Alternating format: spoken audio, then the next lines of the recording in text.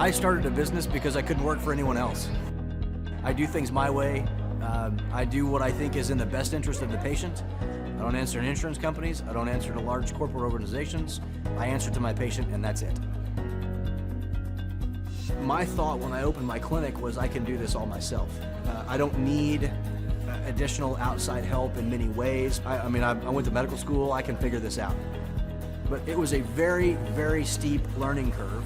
Within the first 6 months of opening my clinic, I had a $63,000 embezzlement. I lost multiple employees. Clay helped us weather the storm of some of the things that are just a lot of people experience, especially in the medical world. He was instrumental in helping with the specific written business plan. He's been instrumental in hiring good quality employees, using the processes that he outlines for getting in good talent, which is extremely difficult. He helped me in securing the business loans. He helped me with web development and search engine optimization. We've been able to really keep a steady stream of clients coming in because they found us on the web. With everything that I encountered, everything that I experienced, I quickly learned it is worth every penny to have someone in your team that can walk you through and even avoid some of the pitfalls that are almost invariable in starting your own business. I'm Dr. Chad Edwards, and I own Revolution Health and Wellness Clinic. Hi, my name is Tim Johnson. I'm the owner of Tuscaloosa Ophthalmology, as well as Southern Eye Consultants, two ophthalmology practices in Tuscaloosa, Alabama, and I'm a client of Clay Clark. He asked me to answer a couple questions. The first question was, how did I hear about Clay Clark? I am a big fan of business podcasts, and his podcast popped up as a recommended listening, so I started listening to the podcast. I was a little suspicious or skeptical because I thought there was going to be like an upcharge or an upsell. But the idea of the month-to-month canceling really appealed to me. And I kept waiting for the shoe to drop and for the upsell or for the scam to come in, but it never did. It's very legitimate. Since working with Clay, I've gotten a much firmer grasp on how business works. Even in medicine, business is business. I've learned a lot about marketing, especially how Google reviews work and how important that is. And that's very important even in medicine. At least once a week, if not every day, I get a new patient because somebody Googled eye doctor in Tuscaloosa or ophthalmologist in Tuscaloosa. And you'd be amazed how many patients just look for an eye doctor that way. And so he's really changed our business. Our business has grown a lot, maybe 15 to 20% this year. And so we're really grateful for the things he's done for our business. And the last question was, when did I perfect the laugh? I would say that you can never perfect the laugh. You just keep working at it, and just keeps getting better and better each day. But you got to keep working at it. We might call them entrepreneurs, inventors, all sorts of people in different domains that believe the world could be a little different than the one that they live in. They have the audacity to believe that they can do it. And they have the ability to convince other people to go on that journey with them. But along that journey, everything's going to be different. You're going to get lost. You're going to be cold. You're going to have like obstacles. Things are going to attack you. You're going to fall down pits. And the question is, when people are cold and they're shivering and they're not sure what to do and you're running out of resources and rations, can you find your way up that mountain? Do you know why you're going? Can you invent all these different apparatus? Like there's a stream you can't figure out. You can build a bridge to cross this stream with the limited resources you have. Can you recruit people along the way? And can you beat the drum? And when people are tired and they say, I want to sleep, you say, yes, we're going to rest, but we got to go. Just 500 more steps. I know it's right over the edge. I think we can do a little bit better. And can you push people outside their comfort zone? Not enough to hate you, but enough to feel like a trainer. You're like 3 more reps and you don't want to do it. And then that very moment, they're not your friend, but at the end of the workout, you're like, thank you for pushing me that hard. This is that kind of person. And can you take divergent ideas that no one's ever seen before and just continue to reformulate them? Could you store these ideas in your head 1,000 competing ideas and just reformulate them in your mind. It turns out this stuff is difficult, but you can work your way up there. Most people watching this have the skill set to be an entrepreneur. Not everyone has the skill set or the desire to run a giant company. I don't think everyone needs to do that, but a lot of people have the skill set to do something, to start something. This is what you need to get up the mountain. Your culture is the behaviors of the leaders that get mimicked all the way down every single person. Your culture is every time you choose to hire someone, every time you choose to fire someone, every time you choose to promote somebody. It's the way everyone does everything. And the way a leader designs the culture is not by writing out a list of values. It's by basically leading by example every single day and taking a survey of every single thing happening and constantly shaping it, pruning it like a gardener. And you don't just allow the culture to happen. You design the culture. You have an idea of what you want to do, and you're just constantly getting this group together. You might have a culture of excellence, and a culture of excellence means I review all the work and I say, not good enough, not good enough, not good enough. And eventually I could not join the meeting, but people know what I'd say. They'd say, it's not good enough. This is our standard. I've built a lot of my success off finding these truly gifted people and not settling for B and C players, but really going for the A players. And I found something. I found that when you get enough A players together, when you go through the incredible work to find 5 of these A players, they really like working with each other because they've never had a chance to do that before. And they don't want to work with B and C players. And so it becomes self-policing, and they only want to hire more A players. And so you build up these pockets of A players, and it propagates. And that's what the Mac team was like. Some shows don't need a celebrity narrator to introduce the show, but this show does. In a world filled with endless opportunities, why would 2 men who have built 13 multi-million-dollar businesses altruistically invest 5 hours per day to teach you the best practice business systems and moves that you can use? Because they believe in you, and they have a lot of time on their hands. They started from the bottom, now they're here. It's the Thrive Time show starring the former U.S. Small Business Administration's Entrepreneur of the Year, Clay Clark, and the entrepreneur trapped inside an optometrist's body, Dr. Robert Zoellner. 2 men, 8 kids, co-created by 2 different women, 13 multi-million-dollar businesses. We started from the bottom, now we're here.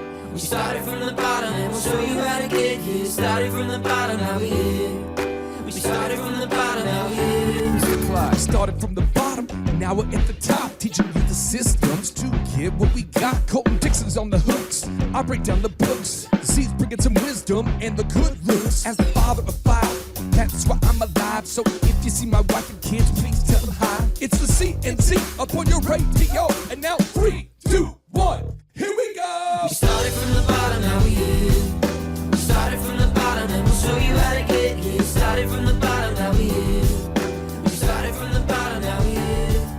We started from the bottom, now we're here. We started from the bottom, and we'll show you how to get here. Started from the bottom, now we're here. On today's show, we're talking about how to hold teammates and employees accountable. In today's business climate, how do you hold employees accountable? Are you allowed to give employees wet willies when they won't follow checklists? Can you key an employee's car who refuses to follow call scripts? Is it ethical to ever shave an employee's cat who refuses to show up to work on time?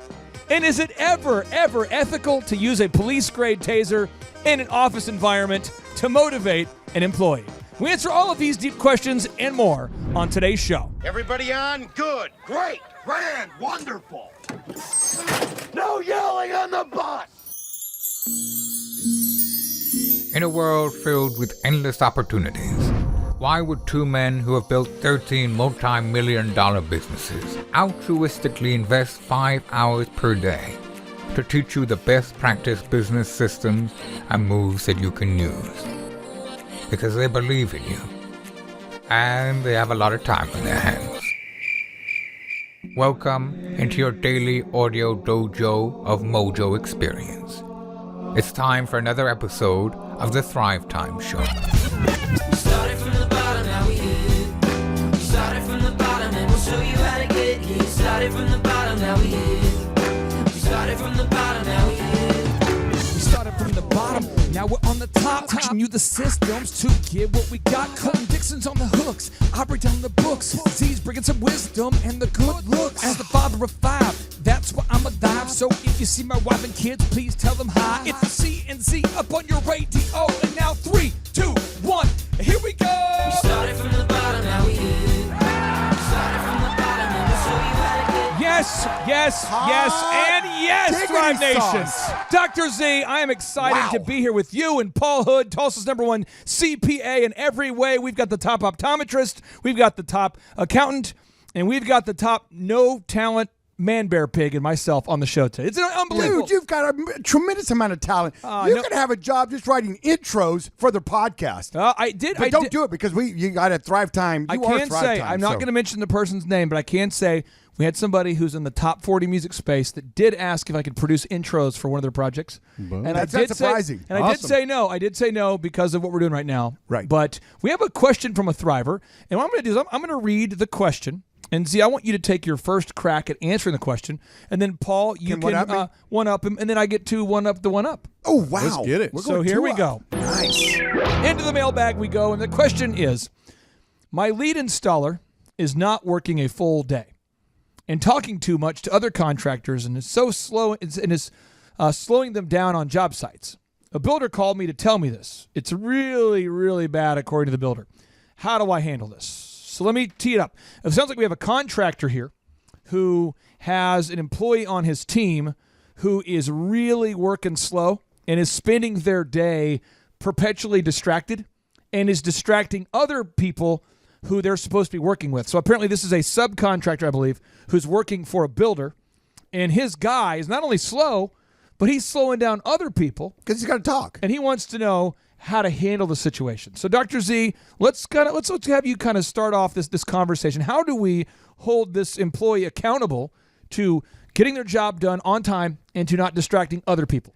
A 3-step process. 3-step process. Write this down. Put it on the books here. Step 1. Step 1. Hire a new installer. Hire a new installer. Yep. Step 2. Step 2. Teach that new installer how to install properly. Okay. And make sure they are good at it. Got it. Step 3. So teach and verify. They can teach and then verify they know how to do it. And then step 3 is fire the current installer. Okay. Verify they know how. And if you want, I'll circle back around.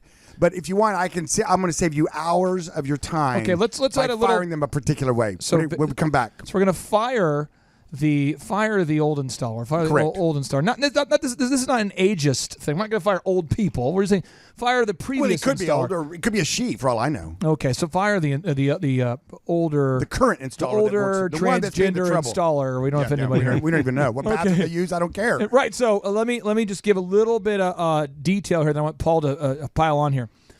I would say the step that has to come before the step 1 is because he talks about this on other shows, so I just want to make sure no one's skipping this step. And Andrew, today's show notes I'm going to put on here. This will be the 2-4 edition. So as you're looking on the show notes there, it's the 2-4 edition. I want to make sure the step that occurred before hire a new installer is you never stop recruiting people. You never do. Never. You never stop. Never. Why do you never stop recruiting people? Because you're always going to need people. As particularly, I mean, I've got now several businesses and hundreds of people working for me. So we're always looking for good people. You're always looking to upgrade. You're not everybody's going to be an A player. Now, this other step that kind of happens before you hire the new installer is you guys are always doing we always want to do a group interview when possible. I mean, if you can interview an A player one-on-one, that's great. But in a small business where you're wearing a lot of hats, the group interview is a good move. It's a good move, and sometimes what you do is maybe get several of you together that have small businesses and do a group interview together. There it is. So you have 4 or 5 of you looking for somebody or interviewing people. Now, if this is a subcontractor and he's got 2 or 3 installers, you're probably not going to be looking to hire all the time. So this is all kind of relative. But the mindset is, if you own a business, when you meet someone, I always go through the filter of, I want to be a good employee. Like when I go to a restaurant and there's an awesome waiter or waitress. Yep. Back in the day. Back in the day. When I was doing all the physical hiring of everybody. Right, yeah. I'd slip them a card and say, I don't know how things are working out here, but you got the right stuff. Give me a You call. got the right stuff, baby. baby. You're the most incredible waiter I know. Yeah. You got the right stuff, freaking waiter. Oh, yeah. You're the most incredible thing I know. Oh, yeah. Because that was New Kids on the Block was Because popular you kept then. my water glass full all the time. I never ran out of tea this time. Whoa. Okay, now here's the But deal. that doesn't work for Clay, Dr. Z. He doesn't go out to eat at restaurants. So. True, I don't like to go out ever. No, he Well, can't. what I'm saying is it's the mindset. You have a small business, you may Right. not be doing a group interview because you only have a couple, 3 employees. But my point is that when you're out, you're in the mall, you walk into a clothing store, you're a shoe store, and someone comes up to you and they have excellence written all over them. Think about it's the move, you know. bet. It's the move to kite one, to snipe one, to say, hey, Get it. Hey. hey, Find a Now- player. how you doing? Now, Paul, I want to tee up this scenario so all the listeners can understand this. Right. Recently, there was a person that we interviewed at our group interview who I thought would be an awesome fit for our company. And it's Damien's wife. Yeah. What is her name? Taylor. Taylor. So Taylor came into our group interview. And see, I thought this person would be perfect for our team. Oh, wow. Okay. But upon talking to my wife and John, we had just hired somebody for that position. So I referred Taylor to Shaw Homes, Yeah. Oklahoma's largest home builder and my longtime client, and they hired her. Good fit. And she's doing loving it. great over She's there. Doing great. So, and there has been weeks, and as recently as today, where Aaron Antis, who runs Shaw Homes, has said, hey, you know what? I don't need to hire anybody right now, but I've got a good candidate. Do you want to hire him? Sure. But the idea is you can never stop recruiting people. So, Paul, if you were going to sit down with this particular contractor, they're sitting down Sure. with you. You are the CPA. Yep. But a lot of times your accounting clients ask you business questions too, don't they? Oh, constantly. Yeah. We provide that role big time. So if this guy says, well, Paul, thanks for helping me with my taxes and getting proactive there, but I have a question. What do I do if I've got an employee that's very unproductive and they're making other people unproductive too? What do I do? Well, Clay, the first thing I would want to know is, okay, is this installer installing refrigerators, or is he installing a nuclear reactor or something that takes special skills? So I agree with you, Z, as far as, it's a whole lot easier to weed that flower bed, if you would, versus creating, say, an incentive-based pay. If he was only distracting and taking his time and wasn't distracting other people, then you start rewarding him based on piecemeal, based on his production, based on what he based on him performs. actually doing his job. Yeah. that's yeah. it. Oh, And wow. so if it takes him twice as long to do his job, he makes half the pay because it takes him twice as long. But if he's distracting other people, then that's causing an issue there. So I would tend to agree with you, Z. He's got to go. But like you say, and I think I want to make sure everybody picked up on this part. You let him go when it was good for you to let him go. Oh, Amen, brother. There you go. You picked up on that. Yeah. Also, I have a deep dark secret, Clay. Do you want me to say it now or after you pile on? is it about the rash? No, that's getting much better. by the way. That cream, You and I were out helping for quite a bit. nothing weird. Just you and I were out for a walk at Hakey Creek. Yeah. And you never said it, but I felt like you were saying it. Yeah. Through the wind of the trees, Yes, the trees in the wind. yeah. And I felt like you were saying, "Do you want to see my rash?" And I'm like, "No, No. And you're like, here's what's some- your deal? And then here's we some ointment. He didn't ask me, and I'm still having nightmares over that. okay. Well, let me tell you a secret, and this is one of my inner core beliefs, and I will Indian leg wrestle anybody who doesn't believe me when I say this. But this is something that just lock in, folks. Somebody needs to take Lock notes in. right here. Someone needs to take notes right here. Lock this one in. We're going up to the dojo of Mojo Faux Show. Here it goes. We're going up, Z. Enlighten us. Pontificate. People. All people. All the people you know. The people you don't know. Change. Seldom.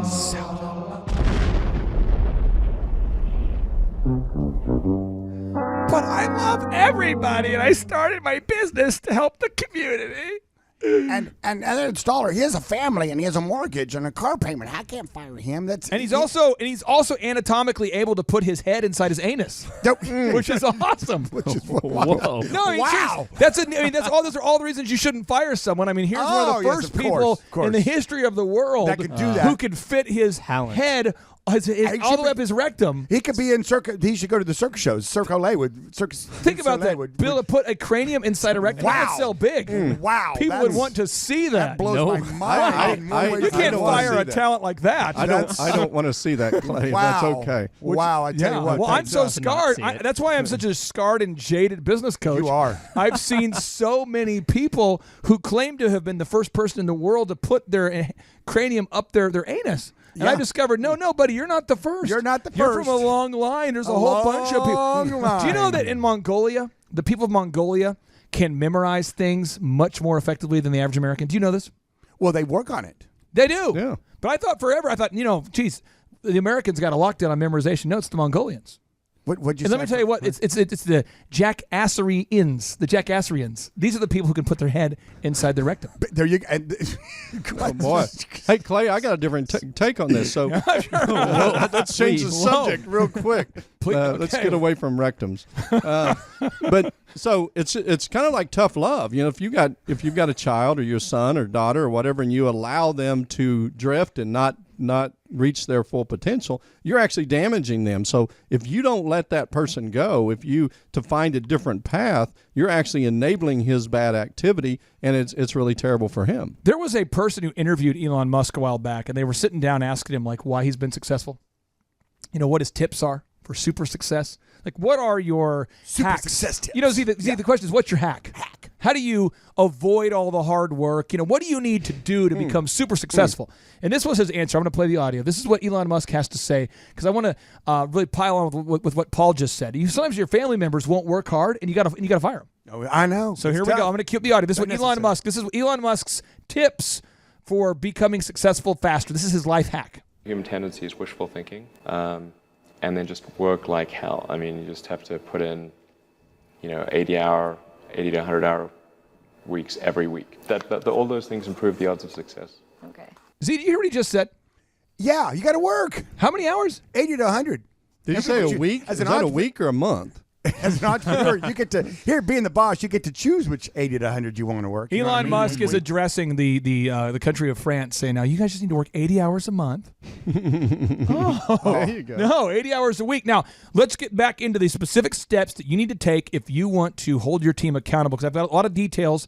Paul's been running a successful CPA. Wait, you didn't pile on. Well, I want to pile on, but this. I promise I have a point here. Okay. Paul's been helping clients with accounting for 20, how many years now? Yeah, a bunch. Yeah, since 1992. So you've acquired 21 practices. I have. 23 years. Yeah. He knows accounting. You know the optometry, auto auctions, the bank, A to Z medicals, the sleep center, all these businesses. And meanwhile, I've been coaching businesses and making these kind of lists for years. So I'm going to read off some of the details here. Okay. And then, Z, as I read off each detail, you kind of pile on with even more I'll pile just punch on. it? Here we go. Okay. So step one, never stop recruiting. But I'm listening today and I say, I don't know. We already have one good tile guy and I only need one tile installer. We're a small business. Yeah, but if he gets a better job, he's gone and you're stuck like Chuck. So you need to always have queued up another employee. On behalf of your brother, who happens to share the name Chuck, we're not referring to Chuck. We think No. you want to be Yeah. unstuck like No. Chuck, because Yeah, Chuck's no. never Chuck's stuck. He's a chiropractor. He's never stuck. Okay. Yeah. Now, He will step two. He will unstuck you. Right. If your head is stuck in your rectum, go see Chuck. You're owning Sorry, that today. Chuck. No, sorry. Chuck. It's a theme. Yeah. Okay, You're now- a little froggy on the Now, show. step two. You want a group interview when possible. Z, why would you not want to spend your day looking at resumes, interviewing one-on-one people if you're a small business owner with only 20 employees or less? Because 3 out of 4 won't even show up when they've scheduled an appointment. Right. And the ones that do show up are going to lie on the resumes anyway. 81%, Boom. Andrew, put it on the show notes. 81% of Americans, according to Inc. magazine, lie on their resume. 81%, bro. You got to listen, folks. You got to hire fast, fire fast. That's just the way you got to do it. And people that get hired are telling you things you want to hear. That's why they got hired. They're writing things on the resume that you wanted to see. My biggest weakness is I'm just too efficient. It's It causes animosity, but my humbleness is really the biggest issue because I'm so humble. It's just like I sometimes don't ask for a raise. Yeah, my biggest weakness is I'm such a hard worker. The other employees are they're offended by that, and so I know it's difficult, and I'm not. And I sure just your want to point business out can that since handle my head this. is in my rectum, I do know that I smell like daffodils. Oh no! Here we go. All right, now step 3. You want to document the expectations very clearly in writing from the beginning. So at your auto auction, if I were to go work at your auto auction today, Yes. as a salesperson, let's just kind of tee it up. How many sales guys roughly do you have working up there at any given time? Sales dudes. 4. And do you have kind of like, hey guys, this is how many cars you're expected to help generate sales to, or this is how many used car dealerships you need to talk to a week, or here's the economic performance. Is it very clear? Yes, very clear. It's not ambiguous? No. Okay. Why? Well, because you have to set the parameters up. You want to be able to inspect something, so you got to set up the expectations of what you want to inspect. And so if I just said, "Hey, I'll tell you what, have a great day and go get them." Go get them, Tiger. Ready, Go break. get them. Do what you do. Do what you do. Come on now. That's what you're doing. You're That's doing what you you're do, doing. and that's what we do. I'm hiring you. You got to think big. to be you. Be big. Come on. Win big. Here we go. All day. It's all on All you. day. That's all we're doing is winning.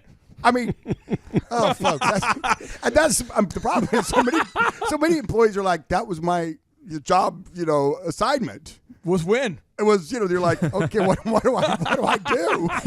You got to get out there and generate money. Come on, Sales. it's all on your back. Law of attraction. Come on. Okay. Now, Paul, I want to ask you this because, by the way, Tip Top Canine, they're in the process of finishing their FDD. Right. And according to Wes Carter, their attorney, they need to document their top line revenue for the past 3 years. Absolutely. Why does it have to be a specific number on a federally regulated document called a franchise disclosure document? Why can't you just put they did well?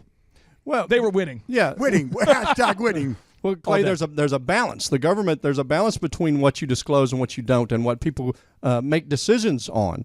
And so, if you're too ambiguous, then the government can say, or the prospect can say, okay, they can sue you because you're too ambiguous. Right. If you are too specific and they don't hit those very specific goals, then the same thing applies. And so they're just guidelines. Now, typically, I don't agree with most of what the government does, but they're guidelines for how to measure whether somebody wants to get involved with that business. On behalf of all of our listeners out there who are members of the government, there's nobody who's more pro-government than me and Z. I tell you that. I mean, we got to balance out the show. Yeah, but right? I balance you guys out. Paul says, he doesn't agree with the government on certain things. Z and I would say this: we are probably the most pro-government people we've ever met. I mean, aren't we pro-government? We're in favor of NASA. Are we? And What have you done with Clay? I think he's stuck still with the head in the rectum. I oh, don't my know. bad. I was trying to put my head in my rectum and talk, and that's what happened. Who are you? I was trying What this have you new done magic with Clay? trick. Andrew's been bringing in a chiropractor on Sundays to work with me. Yep. Uh-huh. And I tried it, and that's what happened. There you go. Hey, Clay, I got a comment It's on called the truthiness. You say things that aren't accurate, but you say it with passion, and it seems everybody. Yeah, exciting and real. yeah. For a moment there, I almost, got stuck with the jackass. How good a business would you have, Paul, if every one of your employees knew that they couldn't be touched, they couldn't be fired? Oh, it's How good would your business be? horrible. So good, so good. Clay, how good would your elephant in the room, your men's hairstyling? Well, if nobody could be we would fired. have exactly one customer who would be the owner of the business, and then he would be getting his hair cut outside underneath the bridge because he would be homeless. That is how good it would be. That's Yeah. right. That's what would happen. And yet, we all wonder, we all giggle when we pass government workers, and no one is very efficient. They're working. I have a true, Or working. I have a deep thought that relates to the Super Bowl we just watched on Sunday. The Patriots versus the Rams. Sean McVay, 32, I believe. Belichick, 67. Both guys work very hard. Very hard. Sports Illustrated shadowed Sean McVay for a day. Jonathan Kelly brought this article to my attention, and he said, "Sure, you guys can shadow me, but you need to be at work at 3. You need to arrive at my house at 3:45 because that's when I leave to go to work." Sean McVay, coach of the Rams. Now, Bill Belichick, coach of the Patriots, has almost the same schedule.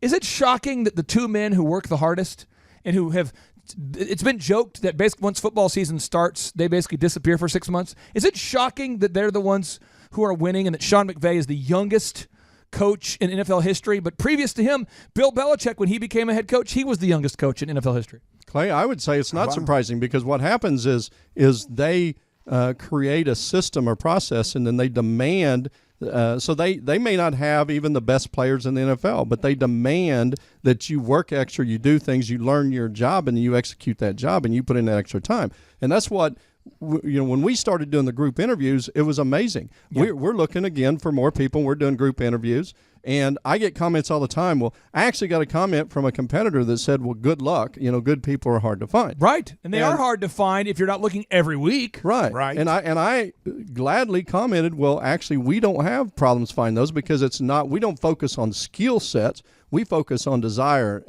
and attitude and personality, and do they want to learn, and because when you create a business that's built around systems, around checklists, around how to document what you want them to do, skill sets less and less and less important. And I think that's really the key to those two football teams. Is the skill set is important, but it's not as important as other teams because they've got the game plan. I don't know the Rams as well. But a couple fun factoids for you about the Patriots. It's very interesting. Bill Belichick prefers later round draft picks. Like he really, a lot of teams, they say, think about your favorite sports team out there if you're listening. A lot of times fans will say, well, hey, at least we'll get a good draft pick next year. At least we'll get some number ones. Right. If you were having dinner with Bill Belichick, he would say, we don't want number ones. Yeah. Think about how crazy that is. That's crazy. But Z, why do you think he loves those 6th round, 5th round, 4th round draft picks? Why do you feel like they've got a chip on their shoulder because they didn't get taken the first earlier round? There we go. They all think that they're the next, Tom Brady anyway. So, go to whatever position they're playing, and you get them for less money. There it is. And they're more willing. They don't come in with that prima donna mindset. They come in with the I just want to make the team. I'm going to do whatever I need to do to make this team. And they're not only 5th and 6th and 4th round draft picks, undrafted. But he knows these young men well with their interview process. Yeah, he interviews their parents. He's looking for certain, just like Paul Hood over there said about the attitude versus the skill set. Right. And he is leaning more towards that attitude. Right, they got heart. I mean, look at Dr. Z. Look at the MVP of the Super Bowl. Is he not? I mean, is he the example of what you would picture in your mind of a pro football player? Julian Edelman's the size of your son. Dude's 5'8", 5'9". Yeah, and he's the MVP. And think about this. Super Bowl. Julian Edelman played quarterback in college at Kent State, and he joined the Patriots on their practice squad. And when he was told he would not be a starter, he would not be on the active roster. Z, you know what he did? He asked Tom Brady, he said, Tom, where do you practice in the summers? Where do you live? And Tom says, well, I live out in California during the summers. I practice there. And this is what Julian Edelman says. Julian Edelman says, that's where I live. He was a 7th round draft pick. 7th round. And he moved, Julian Edelman, unprompted by Tom Brady, he said, that's where I live. He moved out there. To where now? Where did he? In California. Oh, okay. Because he was on the practice squad. Yes. And so he wanted to spend more time with Tom Brady because he knew Tom needed someone to throw the ball to. Right. And that's how he and Tom hit it off. And then Tom recommended they move him to the starting lineup or to the active roster. But Julian Edelman, just as an example, I mean, it's that coachability. Other things the Patriots look for that your business should be looking for. Bill Belichick says he has kind of this thing called the no fumble rule, or the no drop rule. If you notice, if you watch their games over time, they almost always barely win every game. Almost every game is close because the NFL is so good. Yeah. But the Patriots do not drop passes. Because if you do, you can't be on their team because that's one of the rules. You can't even he'll take a slower guy, but you can't drop the pass. Right. Also, punters have to be left-footed. Left-footed punters. Always. It's so always. Fun. It's clear expectations. You try out for the Patriots, you got a right foot, you're right-footed. Not the right team. You can't make a punter. Because he's got that expectation level. It's just the intelligence of the quarterback. I'm just being totally direct with our listeners out there. It's not mean, but if I were to try out for the Patriots, I athletically couldn't do it, but mentally I couldn't do it. Even if I was the most athletic guy ever, you have to be able to memorize. You almost have to have like an attorney mind to be on the Patriots. Think about how difficult it is to be a trial attorney. You have to think about the precedents, the previous court rulings. You have to have that in your mind. And you also have to be a master of rhetoric. You're talking to the jury, and you have to be thinking about the emotional state of the jury, and you have to support all your claims with facts and evidence and think about all the precedents. See, I mean, you've seen good trial attorneys and bad ones. I mean, it's a certain skill. Sure. But you've got to have, like, multitasking mania. And Tom Brady has to recall hundreds of plays. And when Bill Belichick calls him, if you watch the Super Bowl, Tom Brady, you see how many times he called those audibles? Like, crazy. Changing formations all the time. Sure. if Bill Belichick said something in my headset to me like, we're going to run the I-42 blast, I'm going, ooh, don't know what that one is there. Timeout. I can do about 3 times a half because I don't know. Z, do you have that kind of memory where you can just recall anything like that? Do you have that kind of memory? Are you good like that? Well, I was. There was a time I think my memory is not as good as it used to be. Is that crazy? I'm probably seeing some of that ginkgo or something. What is it? Andrew, what is it? What do you take for your memory? Google fish oil. that. Google that for me. Fish. I take a lot of fish oil. If I asked you practically a if I fish. said, hey, I need you to know the employee identification numbers of all of your LLCs right now, could you name them? No, I don't want to. Could you? I don't want to memorize things like that. But there's certain people that want to. Yeah, but I mean, back in the day, I mean, really, getting good grades and becoming a doctor was just all about memorization. I mean, that's really what it's That's about. all it is. So, yeah. That's what I'm saying. I couldn't have done it, but Brady is like a very smart person. Yeah, and I felt like I had to, I did and I applied it, and it's, it's a skill set that you can work on and make better. And I think you could get there. I don't know, man. I don't know. Just Dude, I mean, ORU almost killed me. I tried. Vanessa, when I would study for like 4 or 5 hours, and after like an hour, she'd go, I'm going to go back to my dorm rooms, or I'm going to go work out or whatever. And she'd get like an A. And I would be like just grinding on that thing. I would be writing it over and over. I would be quizzing myself, flashcards, and it wasn't like it was almost like I hadn't seen the information before when the test came. Okay, maybe you couldn't. But if I asked you this, I said, listen, hey, you can go hang out with Tom Brady and Belichick. Can you memorize some of these things? You'd probably be like, yeah. No, I would do whatever it took to try to. Yeah. But you know how I got through college? You got kicked out. Well, you know I got through the classes that Well, you got asked to leave. Do you know how I got through the classes that I didn't before I got asked to leave? Do you know how I got through those classes? By studying hard and proving yourself a epic cheat sheets. Oh, like I mean, unbelievable. I passed Old Testament by cheating the entire time. Oh my goodness! It was. I remember the first time I tried. It was Old Testament. I got like a D-, and I'd spent like all weekend studying. My other friends had just looked at the study sheet like once. Yeah. They got like A's. Yeah. And I'm like, yeah, get this. I got to move. So I wore long sleeve shirts, and I had I that. gotta have them. I gotta have those to you. I'm well, they serious. can't do anything to you now. They already kicked you out. So I Right, mean, it's it's not like okay. they come back and like Kinda double kick you out. I can't, We're gonna kick you out. I can't lose yet my again. credibility with my degree here. Yeah. Okay, now this next area, step 4, you got to set up a verification layer. Once somebody knows what to do, you've got to install call recording.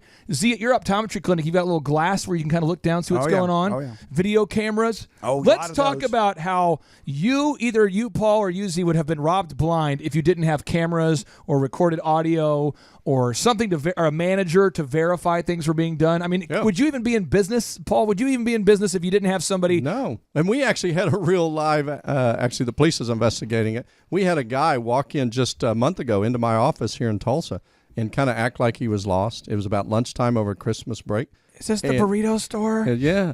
And then all of a sudden, we have some stuff come up missing. Well, we pulled up camera footage and we got him his face. I mean, it's just everything, just looking through people's desks and everything. So cameras Really? absolutely got him directly. But yeah, you got to, and when your employees start shutting their door, if they got an office. Oh, come on now. Start shutting your door. Oh, yeah. You really have to watch it. But yeah. Really? No, we're modifying our offices. We just finished one. We got 2 more to go that are like your office out at Thrive Time. Everything's out in the open. We have glass and Oh, boy. you can see it. And I tell you, we had a great response. People I loved it. read Eric Schmidt's book about how Google works. And at Google, one of the things they ran into was people doing that kind of stuff. They would shut their office door and then do the worst possible things you could imagine on their computer. And then they would act like, they'd act like they were busy all day. They couldn't get anything done. And so they realized that's a problem, a temptation, a problem or whatever. So he was like, okay, when you are facing the computer, I have to be able to see what's on your screen when I walk in. And there's no walls. So they just started knocking out walls. Everything's open. And that model, see, that works really good, an open model. Didn't it work great? I mean, as an optometrist, you can't have an open exam room. Right. But you have a very open space. I mean, how does that help you when it's open like that? Well, it helps. I mean, you less walls. You've got more space to actually have people in there moving around, and I think too, everybody has a line of sight contact with what's going on, and so we like the shrinkage. Shrinkage? Thievery. What are we talking about here? Is a problem in any business. The technical term is shrinkage from your, like absolutely. Ray-Ban sunglasses walk out the door. Inventory shrinkage. Yes, inventory shrinkage. You guys got to listen to the Wim Hof podcast. Yeah, that's a word that really changes depending on what you put in front of it. Oh, yes, of course. Yeah. Inventory shrinkage. Inventory shrinkage. But even with all the cameras, even with open lines of sight, even with people watching, yep, stuff still walks out the door unpaid for. And sometimes it's even your own employees. I know that hurts. I remember the funniest theft I've seen in recent memory. We had two kind of funny ones. One was we had a member of the team, this is about 4 or 5 years ago, who took headphones, big ones like the ones I have on now, put them on their head, then unplugged them from the computer and walked out wearing them. And they're on camera. It was part of their outfit. Stealing headphones. So I asked him. What'd you say? Well, I called him later. I said, hey, the headphones are missing. I couldn't find them, so I'm not like watching video footage all day, but I couldn't find the headphones. So we pulled the camera and I'm like, hey, did you steal the headphones? And he's like, oh, I forgot I had them on. Like, well, did you bring them back? No, I left them at my house. So DJs, and for the DJ business, DJs used to always come back from a show missing one speaker. They're like, oh, someone must have stolen them out of my van. Like a speaker. They broke in to steal a speaker. Not Just the rest a of the single equipment. one. Yeah. Like, yeah, I don't know what happened. Well, you would eventually, so one guy asked me to take him home from work. He said, I got a vehicle problem. Can you take me home? So I'd taken this guy home by this apartment complex over by Union's high school. Here we go. And he said, you want to come on in, grab a beverage or something? I said, sure. Absolutely. We go upstairs, and I think he forgot that all of my equipment was in his house. Like the make and model, dumb. A lot of criminals are dumb. How'd that get there? How'd that get Seriously, there? it was like, oh, hey, whoa. What'd you say to him? It got really epic. No, come on, walk me through it. This is the fun part of the story. This is the person who I've changed since then a little bit. Yes, you have. But I basically asked him if it was possible for him to anatomically do things with himself. Could he do that? You know? So was this pre or post Slim Shady? This was pre-Jesus, pre-2007. But it was a thing where like this guy was, stealing a gear, and we got into it, and I didn't get in a fist fight, but got pretty close. It was just like really pretty epic. Yeah. Did he own it, or did he say, "Oh, I bought this myself"? Or what did he say? He eventually said, "Oh yeah, you're right. I've been going through some tough times. I've been DJing some gigs on the side. I knew you wouldn't let me DJ for myself on the side as a subcontractor, so and he made it some economic issue." Oh yeah. And this is the same person who I ultimately came back years later and applied for a job after I told him never to come back again. I ended up having to pay him a large, I think it was $500. I can't remember. We had a show about this where I had it. I looked it up, but I'd paid the guy like $500 to promise to never call me again. So Clay, did he go through the whole? No way, really? Yeah, he got That's that awesome. epic. I was in a meeting with another guy, and I was like, what do I need to say for you never to text me, call me, email me, show up? I hate you. Like, I hate you. Like, I hate, like in the Bible, there's the verse of, what's the one where it says, 1 Samuel, where it says, go into the land and kill all the cows. Look that up, Andrew. There's a part of the Bible that says God commands the people to kill all the Amalekites, where he's just kill all them their all. livestock and everything. Yeah, and there's part of the Bible where I think Saul got in trouble for not killing everybody. Well, he kept the lives. He kept the choice. Yeah, he kept the good lambs and the good cattle. But he got in trouble for not completely annihilating everything, right? I mean, a Saul. little bit more than trouble. Yeah. So he got basically lost his blessing, right? Lost his favor. He lost his gig. Yeah, and so Andrew, do you find that verse? I think so. It says, "Now go attack the Amalekites and the Amalekites. No, it's the Amalekites. Amalekites. There we go. Try again. Now go and attack the Amalekites and totally destroy all that belongs to them. Do not spare them. Put to death men and women and children and infants, cattle and sheep, camels and donkeys." That's how I am. Still to this day. If you wrong me, I'm done with you forever. I don't want to make it better. You wouldn't kill my donkey, would you? No, but you know what I mean, though? People that screw you. See, you've had people that screwed you. Yeah. And you're probably better about it this than I am. I don't dwell on it all the time, but if I cut you out, if there's no, like, plan B, we're not coming back, it's okay. God can forgive you, but I'm not a church. Go work somewhere else. But this guy kept coming back and applying. The most bizarre behavior ever. How is that possible? He literally rode a bike to our 5800 office on Skelly because he said his car wasn't working, and he's like, Hey man, can you give me a ride home? Yes, I'm not kidding. He literally was that kind of John's not Mike, but he knows this. When you fire somebody for screwing you, do they not still sometimes come back? They do. It's unbelievable. What in the world? John and I are sitting there going, we had a guy. This would be way in the past, but John remembers it. This guy went online onto what's the website, Paul, where you can complain about your job? Glassdoor. Yep. This guy went on Glassdoor and claims that he was systemically harassed. And when I called him and I said, hey, I know this is you. Could you take it down? It didn't happen. He goes, well, if I get my job back. True story. Oh, my gosh. So I said, no, you can't. So I talked to his father, and the father says, if you just pay up front, pay a little bit of, looking for 1 month of wages here, we'll be happy to take it down. I'm like, are you kidding me? Then this guy, and John, you can just yell nice and loud if it's true, but this guy at 7 a.m. just showed up at the office and asked for his job back. Am I correct? Yeah, he just hung out, just waiting on his job. He just came back, and I'm like, I pulled him aside, trying to keep it private. I'm like, hey, are you aware that you've alleged that I've harassed women at the office? Are you aware that you're the one who, yeah. Are you aware that didn't happen? Yeah, it didn't happen. Are you aware that it's still currently on Glassdoor? Yeah. Are you aware that you asked for money? Yeah. So why would you want a job? Basically, I just love the atmosphere up here so much. That's exactly what happened. I'm serious. You made it too good. And he's a big man. The problem's really your atmosphere, not really him. This is like a big burly man weeping, begging for a job. So anyway, long story short, that guy, much like other people, eventually, Z, I mean, don't you have to eventually cut people? Is there a certain point in your life where you just have to cut? Yes. What's your cut? What's the line where you cut? When I'm tired of their jackassery.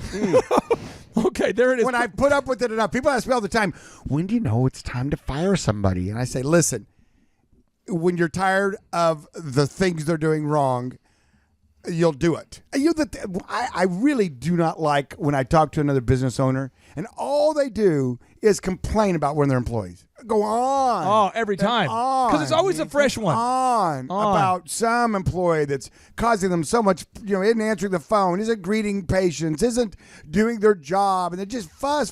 Can we talk, since we've already have a show that's kind of gone off the rails in certain directions, can we talk about the crotch hammer? Absolutely.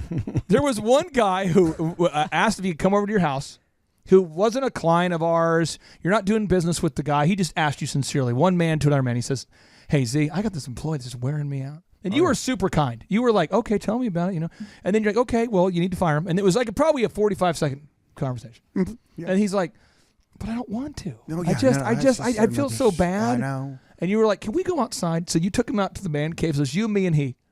And you said, what I want you to do is I think you had like a fire poker or something that was by your man cave fire. I think it was an actual hammer. Yeah, actual hammer. And or you're a like, bat or something. You're like, if you could take that, it was like an axe for firewood or something. Yeah, it was something. You're like, if you could just take that out and bludgeon your crotch, that would be less painful than continuing to keep this person on your payroll. And I'm like, and I was like, oh.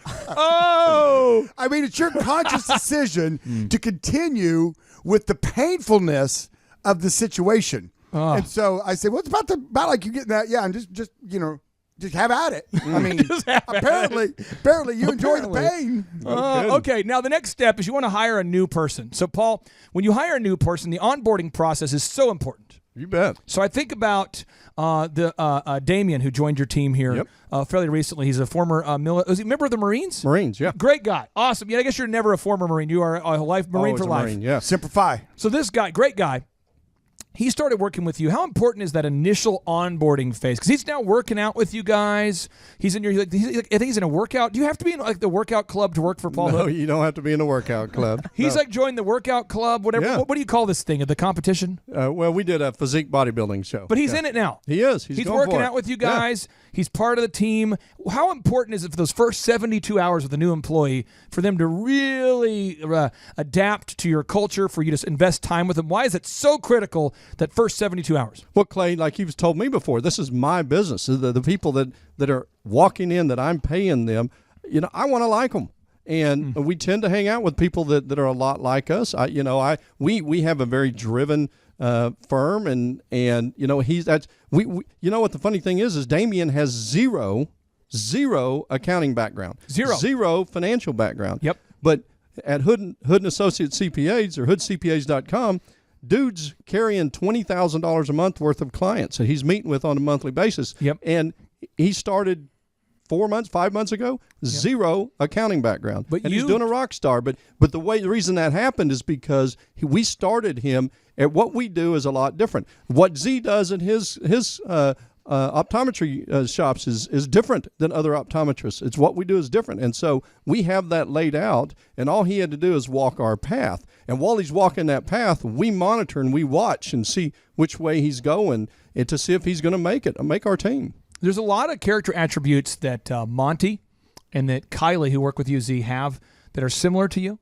It's kind of like you could tell you're on the same team. Here's a funny story. I was 19. I was 20. My wife was 20. we were attending your Christmas party with a casino theme. I was not DJing. And you have, I think you have 2 drink tickets per person. I think there was a rule, maybe 2 or 1. 2. And then we had casino tickets too. Yes. And Kylie was supposed to give 2 tickets. And I said, okay. To Paradise? I think I just turned 21, or was it, so we had just got married. So I think I was 21.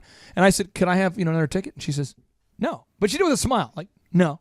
But it was kind of like a, no. But I don't know how you do it. It's like a smiling and then no. A smiling no. Yeah, I think you've taught that move. It was a nice try. That's the move, yeah. That's a nice try move. Well, then circle back. We had our epic Christmas party at the Cityplex. Maybe 3 years ago. Mm-hmm. And a friend of mine was there, and he was asking her for multiple drink tickets, and she was like, "No, you've already had 2." And it's the same thing.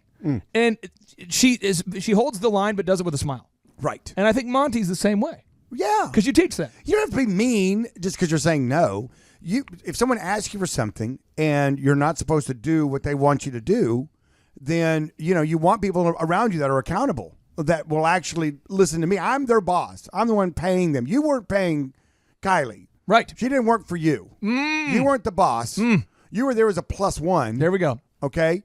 And you walked up and you wanted something, right. which is fine. fine. It's fine to want. Fine to ask. Yeah, fine to ask, and it was her job to say no to you. And she did it as in a pleasant a way as possible. She could have throat punched you and called security. Right. And said, this man's accosting me. Get him out of here. But she knows how to. Out. But she and all the members of your team, you've taught them how to say no with a smile. That's why those first 72 hours, you got to introduce people to your culture and how you do things. Now, step number 6, if you want to fix this installer issue, you got to teach the new installer properly. And see, you said teach it and verify that they know how to do it. Right. Talk to me about the difference between teaching and verifying they know how to do it versus giving people an endless series of videos to watch or a handbook. Here's a handbook. There you go. Read it. Go. Here's the handbook, and here's your first installation job. Good luck. You see that a lot with a lot of business owners. They just say, here you go, here's a handbook. Well, here's the deal is that person working for you, that installer, is the image of you. They are conveying your company. Right. They are you in the workplace. There we go. And that's why the builder was so upset, because he had other subcontractors that weren't getting their job done because of this guy. So he calls you. So it all reflects on you. True. The job they do is about your business. If that guy does not know, or lady does not know how to do the proper installation of whatever the product is, it reflects completely on you, and you're the one that's ultimately going to suffer. They're going to get their paycheck, and it's going to cash, and they're going to go watch their 5.2 hours of TV that night, or and whatever. 2.3 hours of social media. Of course. Yeah, They're going to go do their thing and live their life, Got to do the combo. But you're the one with the business. You're the one with the motivation to try to grow the business, make more money. Are you saying the other people aren't as motivated as the owner to grow the business? They don't care as much as the owner? Correct. Nobody will. Get that in your head. And it's okay. It's okay, folks. Don't be upset about that. That's the realities of life, okay? And that's all right. But what you need to do is find excellence. You don't want to have to babysit them, so make sure they know how to do the job before you send them out there to do it, before you fire the other one. Because the last thing you want to do is you're the one having to go out there and do that. Well, you might want to do a few installations. I don't know, Clay. You might. Is it ethical to fire someone in your mind and not fire them in reality? Yes, I've done that several times. Okay, Paul Hood. Well, I tell you, I love sports. Yep. I can't say I'm a Patriots fan. I can while I'm standing here with you because you're my friend. I want to make you feel good. Can we all say we're a fan of Bill Belichick's greatness? Or we respect his system. Got to respect the dynasties. Absolutely. Yeah. But that's what I was going to say is most of what you teach and the way people should think about their business is like a professional football team. Yes. You don't just draft an offensive lineman and say, go do it. They at Bill, I guarantee coaches, you, I guarantee you Bill Belichick's practice is the same week in and week out.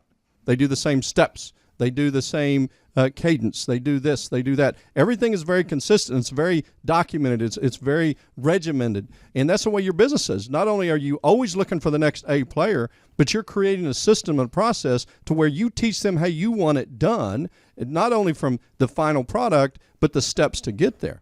And so if people will think of their business as a professional football team, like you said, so if I've got the Patriots, if I am the coach of the Patriots and I've got this quarterback that, I'm sorry, I like him, but he sucks. Right. But then I have the chance to get Tom Brady. And Tom Brady, I pass on Tom Brady because I've got a commitment to this guy? No. I mean, this is your team. It's your future. And you've got to put the best players on the field all the time, Clay. Tom Brady made an interesting statement during the Super Bowl week. I was listening to as many kind of pre-game interviews as I could, and Tom had made a statement that if you put anyone in the system that Bill Belichick has made, he thinks that they would be successful. He didn't go as far as to say they would win, 6 Super Bowls, but he says they would be successful. I want to show you a little clip here, just a little clip here. This is a clip of Belichick where he's at the draft combine, and this young man, he's thinking about drafting him. And rather than like taking notes and getting a stopwatch out and measuring like every other coach, he asks the kid if he can coach him. So he pulls him aside, and he's telling him that he's not doing it the motion properly, and he begins to teach this guy. So he's showing this young man the proper way, this is a guy who's going to be a top draft pick, the proper way. Anyway, this guy, after an interview, he said that he learned more at his combine from a guy who was supposed to be maybe seeing if he wanted to draft him. He learned more from that guy than he's learned from like other coaches. Yeah. Yeah. Well, Clay, and you can take an A player that will follow a system, or even a B player that will follow a system, and you magnify their success, because so you can have 2 talented athletes and at the same level, but you put one on Belichick's team, and he's going to excel to a greater extent because it's very direct, it's very intentional, and it's systematic for success. I know that you like OUZ, and I know that you like OSU, Paul. Go Pokes. And I think it's great that you guys like those teams, but I want to throw out an idea that is interesting. The only reason at all and if anybody has known me for a long time, I don't watch other pro sports. I have no interest in going to see the Thunder. I don't care about geographical. I don't want to see ORU play or TU or OU or OSU. I don't care. I just care about systems. So the Patriots, why I like watching the NFL is because nothing is more similar to running a business than an NFL team. Boom. Because every player who's on the team is playing for the money. And by the way, if you're listening today, so are you. Mm-hmm. Everybody's playing for the money. Their loyalty is only as good as the last week's performance. If you say, well, the owners, they'll cut someone if they're not good. Right. Well, the owners will cut someone if they get hurt. I mean, if you had an employee who worked for you and their job, Z, was to be an optometrist and they went blind, how long could you continue to pay them to be an optometrist before you'd have to let them go? I couldn't. But I mean, think about that. So if a player hurts his shoulder, Patrick Chung got hurt during the Super Bowl, and so they took him off the sidelines. He walked off the field. They put a sling on him. They put the next guy in. Right. They're not sitting there going, next up. But Patrick, you're a good guy, and this is an important game. Let's just give up. Let's just quit. And then your roster changes every year. Think about how often the roster turns over in a business today. According to Forbes, Andrew, you can put this on the notes here. Got it. The average person right now, the average American, is going to switch jobs about every 3.5 to 5 years max. That's the average. Yeah. That's crazy. So that means most people have 20 jobs. I mean, the average person would have like 15 jobs in their career. Right. So Z, you guys watched the game, right? Yeah. Yes. Did you see the NFL 100 commercial where your boy Baker Mayfield says, "Get in there, old man," and Tom Brady hands him all his rings. Yeah, and Tom Brady these. said, "Here, hold these, son. Hold these." And he gets up and gets in the middle of it. I know. That was great. I know. And you know what? Tom and Bill, they showed those young whippersnappers. Yeah. I mean, boy, McVay and Goff looked like they were deer in the headlights most of the game. I mean, Absolutely. It was just like, they schooled on them a little bit. And I want to tee up this final idea because there's a thing about a lot of people don't realize this about Bill Belichick, and that's why again I just encourage you to listen to this, research it, verify it. He is the team's general manager. You understand that he chooses all the players on the team and he's the coach. He's earned that right. And they have a guy on the team who basically calls the player and says, "Hey, you've been drafted," or "Hey, this is the offer." But Bill Belichick personally manages his own salary cap. Do you realize how crazy that is? That's like being a small business owner. Ta-da! He manages his own. Now, here's the deal. Bill Belichick doesn't have a different guy choosing his personnel. I couldn't imagine what it would be like to be the head coach of the Cowboys, having to coach players that you don't want on your team all the time. Yeah. Right. I couldn't imagine just like, well, this guy previously beat a woman, but we think he's a good guy. Coach him. He said he was sorry. This guy freaks out all the time, but let's coach him. I mean, how can you coach this a guy's roster? disruptive in the locker room. So Bill Belichick, though, when he does have to let somebody go, he does it with grace. And I can't think of a better example than when Vince Wilfork, if you remember Vince Wilfork, he was a very skilled defensive player, big guy, and he sat down with Bill Belichick and said he would like a raise or he was going to go to the Texans. And he at his Hall of Fame induction speech into the Patriots Hall of Fame, it's the best story ever. Vince Wilfork was crying, he said he wanted to retire as a Patriots. Remember, he left the Patriots to go play for the Texans. Go get the money. He went to go get the money. And so they asked, during this Hall of Fame induction speech, he's crying, weeping, talking about how Bob Kraft's wife would call him and check on him and make sure he was okay and adapting to the NFL. And he was like a father. He was a father figure to Vince, and how Bill Belichick was always there for him and would always connect with him and just really poured into his life. And he said, but then when he let me know that we're not going to pay that much for this position because we need in our budget to afford multiple players, we can't give all this money to you. So if you feel like it's not a good deal for you, you need to go somewhere else. And he said at the time, being told that when he'd been a big Patriots fan, his name was on billboards. He was in a lot of the commercials. He was a hometown favorite. He was kind of the dude that was the defensive face of the Patriots. And when he was told, like, okay, if the deal's not fair, you can move on, he processed that a certain way. But Bill Belichick was just telling him the facts. And see, I think you're very good at that. You're very good at telling people it's just not working out. Can you please explain the proper way to fire people on this final thought of today's show? Well, you could spend a lot of time by going through all the problems that they've had, all the things you've heard, which they'll deny, by the way, or they will point out that all your other employees are doing the same thing. You could sit there and try to life coach them up on how to be a better employee the next go around. You might even get sucked into giving them a second chance at your own Kumbaya employee.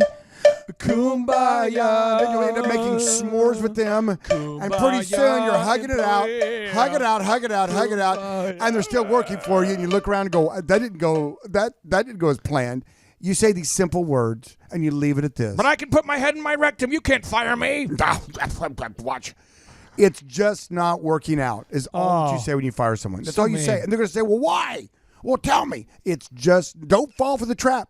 The trap. Here's the trap. Look, it's a trap. It's a trap. Here's the question. Okay, I appreciate the opportunity, but so that I can be a better employee my next job, would you just tell me what I could do better? Paul, have you ever been stuck in a firing session that takes an hour? Yeah. I think we all have before. You told me, I mean, it was great. You know, they're going to bring emotion. They're going to bring ethics. Oh, yeah. They're going to say they didn't know. It's there's this path they go through. Yeah, it's the path. And you kind of smile inside when they go the path because you know they're going the path. Here we go. And so, yeah, my mom didn't raise somebody to be that way, and I always give 100%.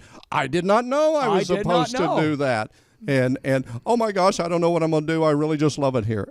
No. My babies. How am I going to feed my baby? It's emotional. Trevor, stop crying. My baby. How am I going to feed my Trevor, stop crying. My baby. It is an emotionally charged time. It is. And it is a difficult thing. I'm not making light of it. No. But what I'm telling you folks is that when you've made the decision to fire someone, do not make the decision then to have a 1-hour life coaching episode with them on how they can better their life because it just turns into ugliness. But there's see, nothing they know. good there's nothing good that comes from it. Trust me. And they already know. Trust me. And I think without any further ado, we have to end this show with a boom. Here we go. Why wouldn't we? 3, 2, 1, boom. Hi, I'm Dr. Mark Moore. I'm a pediatric dentist. Through our new digital marketing plan, we have seen a marked increase in the number of new patients that we're seeing every month, year over year. 1 month, for example, we went from 110 new patients the previous year to over 180 new patients in the same month. And overall, our average is running about 40 to 42% increase month over month, year over year. The group of people required to implement our new digital marketing plan is immense, starting with a business coach, videographers, photographers, web designers. Back when I graduated dental school in 1985, nobody advertised. The only marketing that was ethically allowed in everybody's eyes was mouth-to-mouth marketing. By choosing to use the services, you're choosing to use a proven turnkey marketing and coaching system that will grow your practice and get you the results that you're looking for. I went to the University of Oklahoma College of Dentistry, graduated in 1983, and then I did my pediatric dental residency at Baylor College of Dentistry from 1983 to 1985. I established my practice here in Tulsa in 1985. One of the things that I hear in my world a lot as a business consultant from business owners is they will tell me, Clay, I want you to help me, but my industry is different. And so on today's show, I'm going to introduce you to a wonderful client who's a pediatric dentist. And I also am going to introduce you to a wonderful client who's a real estate agent. And I'm also going to introduce you to a wonderful client who does mortgages, and a wonderful client who's a family doctor, and a wonderful client who trains dogs, and a wonderful client who runs the UPS stores for all of Canada. Then I'll introduce you to a wonderful client who has a massive real estate empire, real estate franchise empire. Then I'm going to introduce you to a wonderful client that sells new homes. Then I'm going to introduce you to a wonderful client who sells insurance, and then a wonderful client who runs a church, and a wonderful client who the wonderful client who sells insurance. I think I mentioned that. A wonderful client that has a research lab. And at the end of the day, you'll discover that if you will follow the proven systems that I will teach you at our in-person workshops or through our one-on-one coaching program, it's like bumper bowling for business. It's like if you're tired of throwing gutter balls and you want to have success, this system will absolutely change your life. It's a step-by-step system. It's a linear workflow. It's going to absolutely change your life. And without any further ado, here is Dr. Morrow sharing about how this system has changed his life and his business's life and the lives of his employees and the growth of his pediatric dentistry. So here we go. Hello, my name is Charles Kolaw with Kolaw Fitness. Today I want to tell you a little bit about Clay Clark and how I know Clay Clark. Clay Clark has been my business coach since 2017. He's helped us grow from 2 locations to now 6 locations. We're planning to do 7 locations in 7 years and then franchise. And Clay has done a great job of helping us navigate anything that has to do with like running the business, building the systems, the checklists, the workflows, the audits, how to navigate lease agreements, how to buy property, how to work with brokers and builders. This guy is just amazing. He's this kind of guy has worked in every single industry. He's written books with like Lee Cockrell, head of Disney, with the 40,000 cast members. He's friends with like Mike Lindell. He does Reawaken America tours where he does these tours all across the country where 10,000 or more people show up to some of these tours. On the day-to-day, he does anywhere from about 160 companies. He's at the top. He has a team of business coaches, videographers, and graphic designers and web developers, and they run 160 companies every single week. So think of this guy with a team of business coaches running 160 companies. So in the weekly, he's running 160 companies. Every 6 to 8 weeks, he's doing Reawaken America tours. Every 6 to 8 weeks, he's also doing business conferences where 200 people show up, and he teaches people a 13-step proven system that he's done and worked with billionaires, helping them grow their companies. So I've seen guys from startups go from startup to being multimillionaires, teaching people how to get time freedom and financial freedom through the system. Critical thinking, document creation, putting it into organizing everything in their head to building into a franchisable, scalable business. Like one of his businesses has like 500 franchises. That's just one of the companies or brands that he works with. So amazing guy, Elon Musk kind of like smart guy. He kind of comes off sometimes as socially awkward, but he's so brilliant and he's taught me so much. When I say that, like Clay is like, he doesn't care what people think when you're talking to him. He cares about where you're going in your life and where he can get you to go. And that's what I like most about him. He's like a good coach. A coach isn't just making you feel good all the time. A coach is actually helping you get to the best you. And Clay has been an amazing business coach. Through the course of that, we became friends.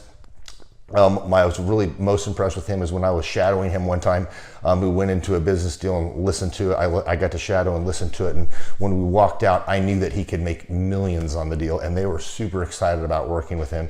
And he told me, he's like, I'm not going to touch it. I'm going to turn it down because he knew it was going to harm the common good of people in the long run.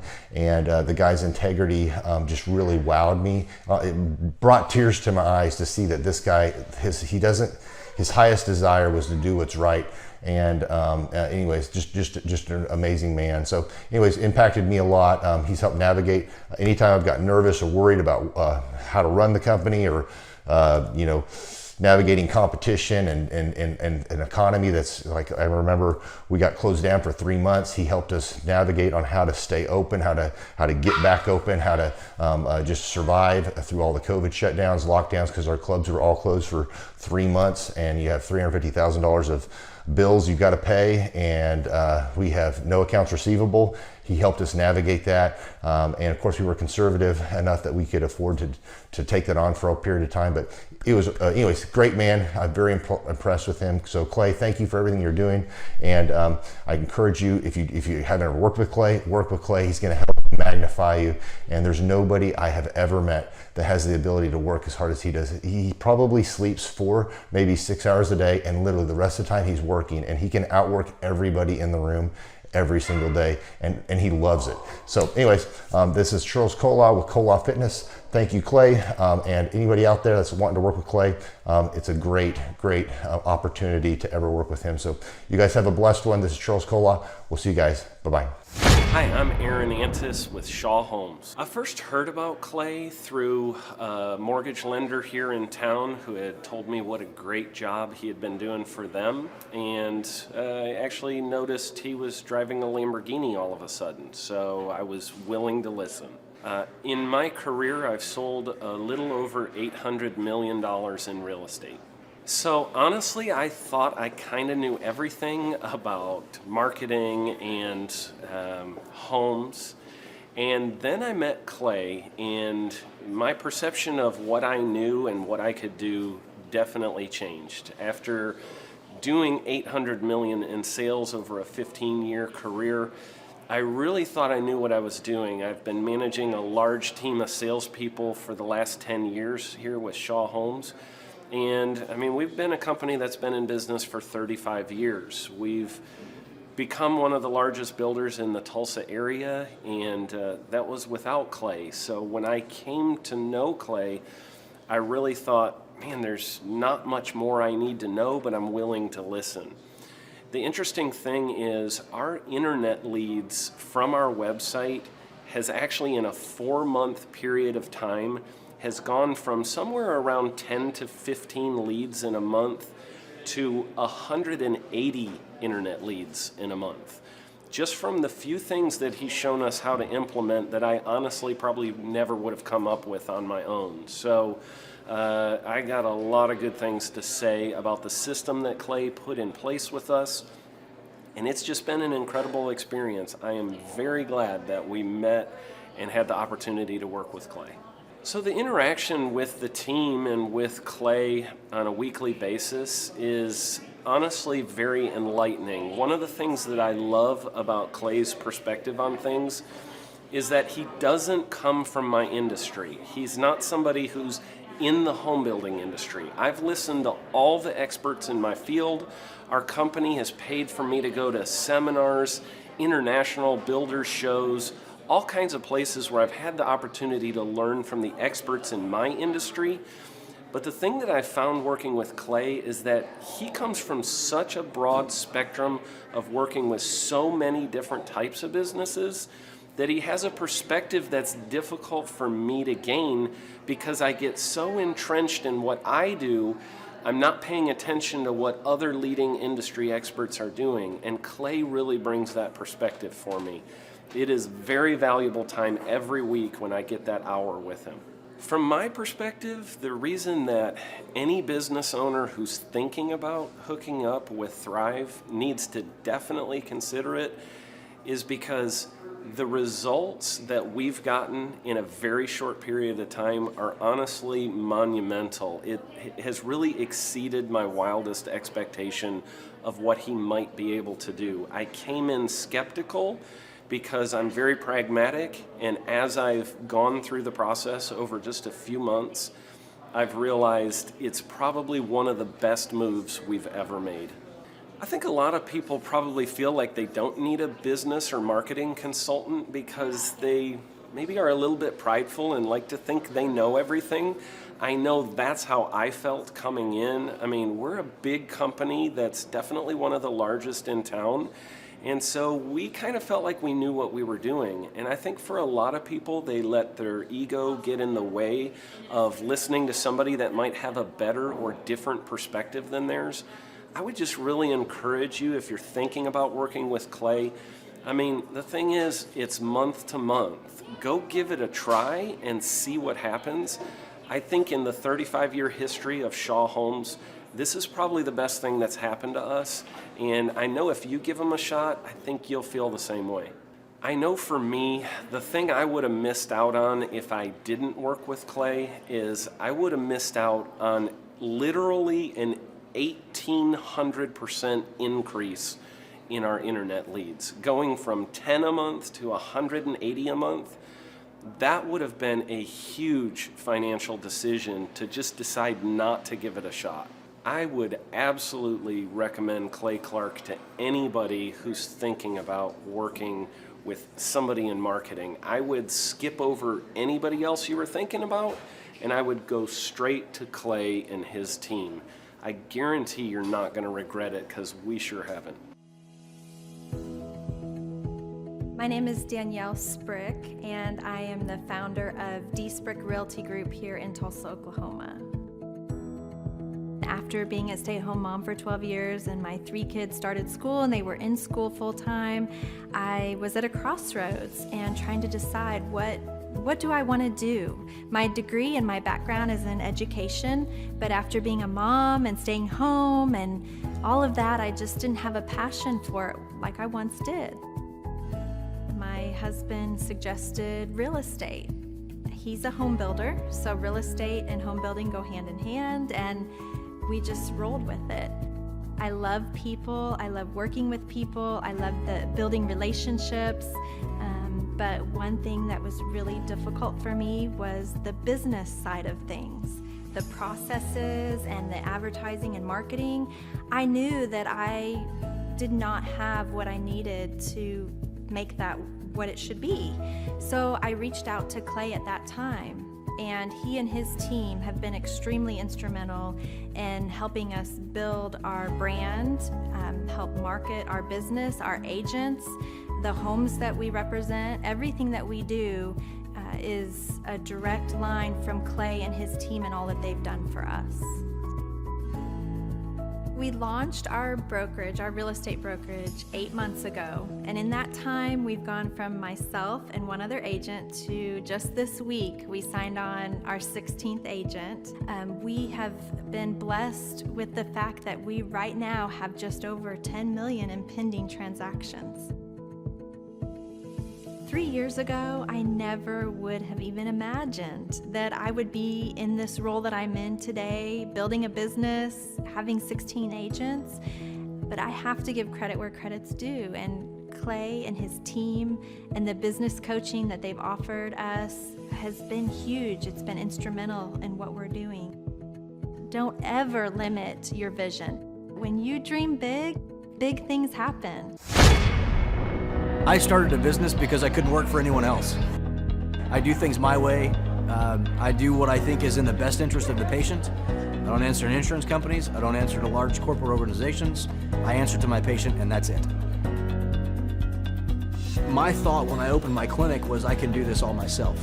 I don't need additional outside help in many ways. I went to medical school. I can figure this out. But it was a very, very steep learning curve. Within the first 6 months of opening my clinic, I had a $63,000 embezzlement. I lost multiple employees. Clay helped us weather the storm of some of the things that are just a lot of people experience, especially in the medical world. He was instrumental in helping with the specific written business plan. He's been instrumental in hiring good quality employees, using the processes that he outlines for getting in good talent, which is extremely difficult. He helped me in securing the business loans. He helped me with web development and search engine optimization. We've been able to really keep a steady stream of clients coming in because they found us on the web. With everything that I encountered, everything that I experienced, I quickly learned it is worth every penny to have someone in your team that can walk you through and even avoid some of the pitfalls that are almost invariable in starting your own business. I'm Dr. Chad Edwards, and I own Revolution Health and Wellness Clinic. Hey, Clay Clark and my Thrive peeps. It's Steve Currington, as you can tell. Although I'm not wearing my signature green shirt as usual, but I am riding in my signature green Lamborghini. And I just wanted to say how appreciative I am of Thrive and all the guys at Thrive Time and the show and everything that you guys have done. At Total Ending Concepts, we have had tremendous growth and a lot of things changing, especially on the marketing front, and from a coaching perspective, and from a web presence and branding, and our internet leads are up. Everything is hammering on all cylinders, and really we're just trying to figure out how we can leverage the systems and the processes that we're learning at Thrive more in our business. So now we're setting up a lead tracking system that has been long overdue, and we're doing lots of stuff. But I wanted to take a minute and say thank you to Thrive and Clay Clark and Dr. Z and everybody for all the help in helping us grow our business, and hopefully buy more Lamborghinis like this the more we sell. So appreciate it, guys. See ya. I'm Rachel with Tip Top Canine, and we just want to give a huge thank you to Clay and Vanessa Clark. Hey guys, I'm Ryan with Tip Top Canine. Just want to say a big thank you to Thrive 15. Thank you to Make Your Life Epic. We love you guys, we appreciate you, and really just appreciate how far you've taken us. This is our old house, right? This is where we used to live a few years ago. This is our old neighborhood. See? It's nice, right? So this is my old van and our old school marketing, and this is our old team. And by team, I mean it's me and another guy. This is our new house with our new neighborhood. This is our new van with our new marketing, and this is our new team. We went from 4 to 14, and I took this beautiful photo. We worked with several different business coaches in the past, and they were all about helping Ryan sell better and just teaching sales, which is awesome, but Ryan is a really great salesman. So we didn't need that. We needed somebody to help us get everything that was in his head out into systems, into manuals and scripts, and actually build a team. So now that we have systems in place, we've gone from 1 to 10 locations in only a year. In October 2016, we grossed 13 grand for the whole month. Right now it's 2018, the month of October. It's only the 22nd. We've already grossed a little over 50 grand for the whole month, and we still have time to go.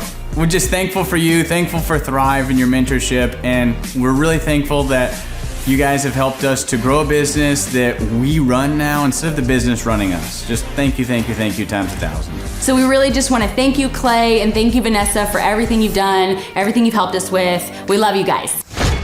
Bird, they said it couldn't be done. They said you couldn't fill up the BOK Center. They said it wasn't possible. But yet if you look, it appears to be full. Oh, we're making America boom again. Very full. Very full. Lots of marketing, courtesy of John Kelly and Devin and Darlin and this mind. And this mind and this hat. So there it is, FD Oilers sold out, baby.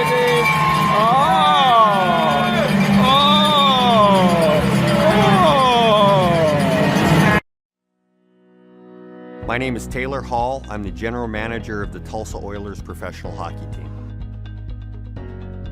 You know, our goal every night here at the BOK Center is to try to fill the seats with lots of people and create an exciting environment so when somebody comes to a game, they want to come back. Working with Clay and the staff at Thrive, they've really helped us in many ways. Website and graphic design and video production and a lot of things that go along. And a lot of businesses, including ours, doesn't have a staff for a full-time videographer or graphic designer. But the biggest thing that we noticed was the needle mover. More sales, more attendance, more successes in business. We had a record year last season working with Clay for the first time. Our average attendance is higher than it's ever been. So there was a lot of really cool things that we did, and they worked. That's the nice thing about working with Clay and the team over there. It's just not one person, you get the entire team. If you need video design and editing and production, they've got that. If you need graphic design, if you need some coaching, your salespeople and call scripts, PR, they offer all that. Clay was instrumental in helping guiding us and getting us on the right track so that we could really raise the bar and become ultra successful. So it's been an amazing experience for us. My name is Nick Smith, and I'm an agency owner with Farmers Insurance. I grew up in a middle-class family all the way up until I was about 13, and then my dad lost his job, and then all of a sudden he was gone, and I was being raised by my mom by herself.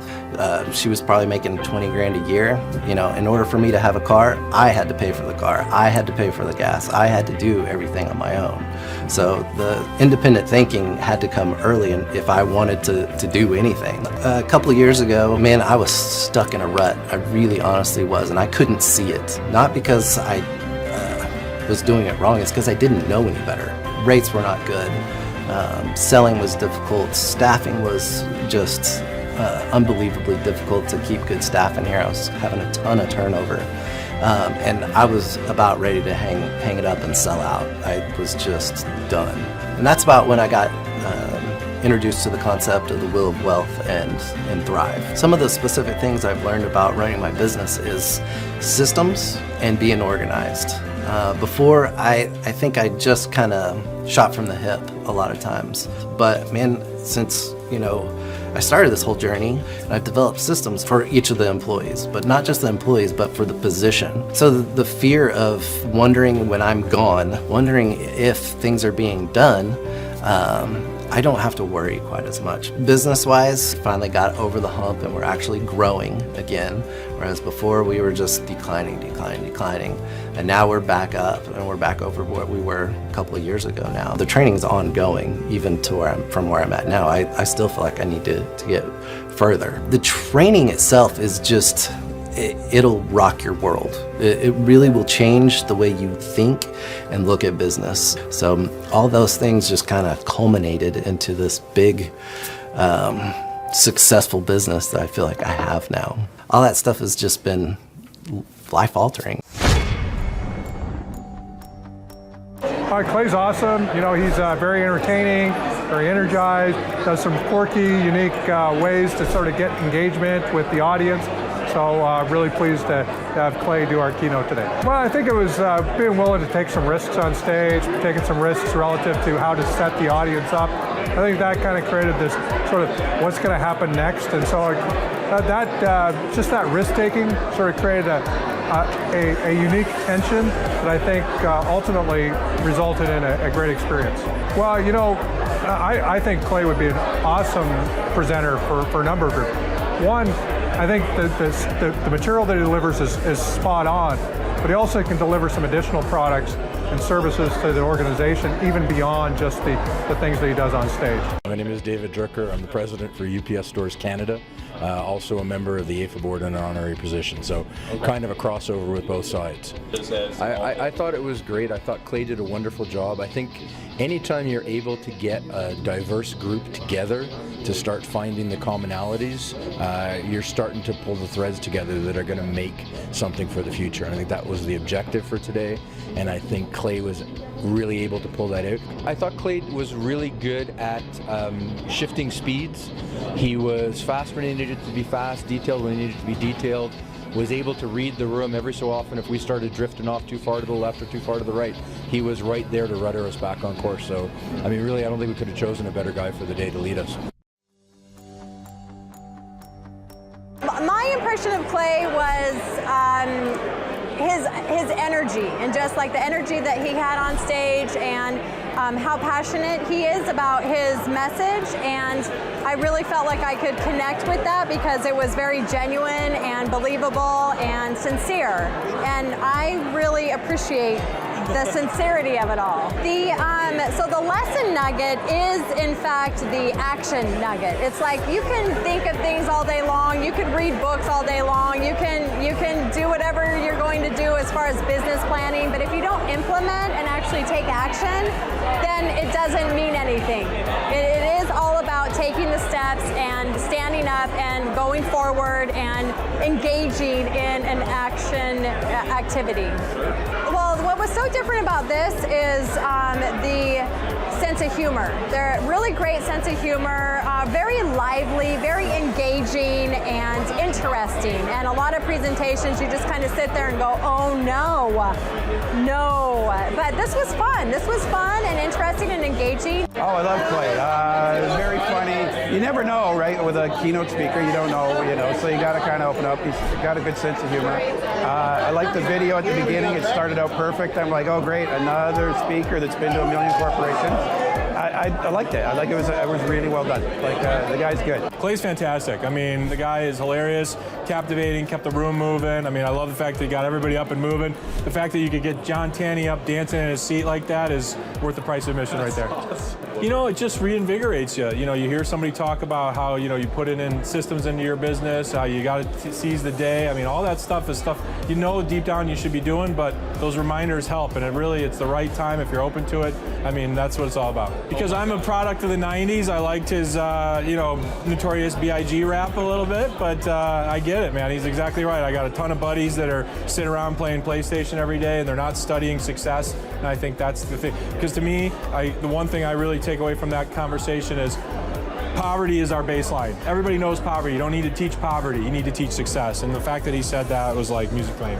I think he just is, just really gets our industry. You get a lot of realtors that try and be motivational speakers, but he truly is a motivational speaker. He's a businessman. He's obviously been around the block and, done a lot of things. And I think all of those applications, because real estate at the end of the day is the business of business. I love Clay. I've known Clay just socially, but I've never heard him speak before.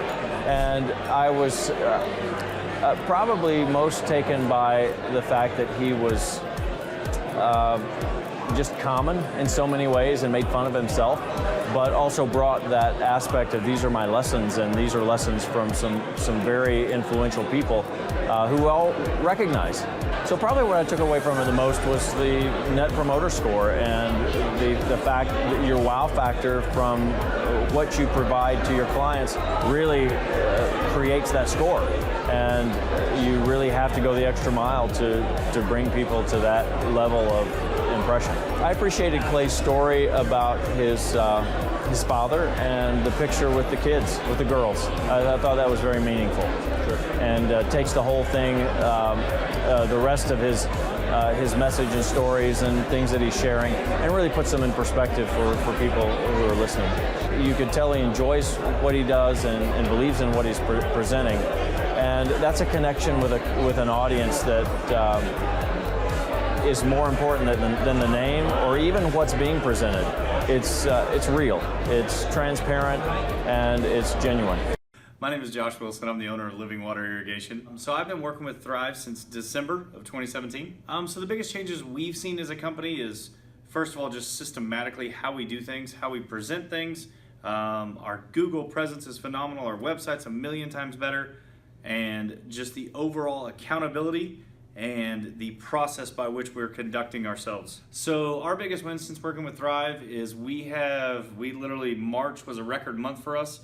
It was almost twice as much as our biggest month prior to that. In the last week or so, we've closed about $250,000 worth of business. We still have to go dig a bunch of ditches and get it done, but we signed about $250,000 worth of business with the relationships we built, the things that they've implemented through Victoria and Clay and everybody here at Thrive.